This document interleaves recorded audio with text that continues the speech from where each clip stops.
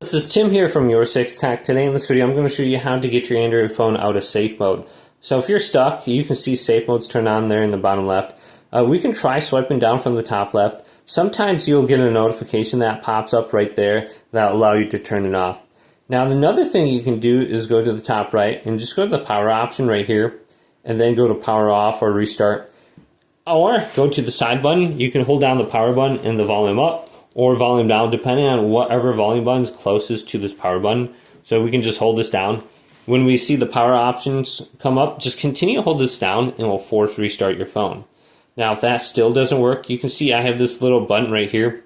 I can tap this. It'll bring up my options where I can go to power off right here.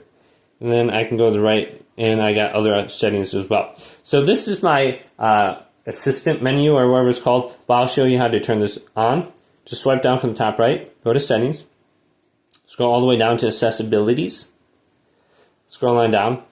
So I have the accessibility menu, that's what it's called. And just turn this on, and you can see right there on the side.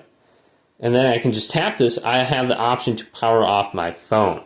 So if you can't power off the other ways, just try this and I'll bring up the power options, and then you should be able to power it off like that.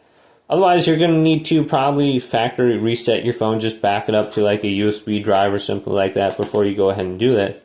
But on my phone, it's really easy just to get out of here. I just have to hold these two buttons down and boom, it's going to restart my phone. And when you restart your phone, it shouldn't restart back into safe mode.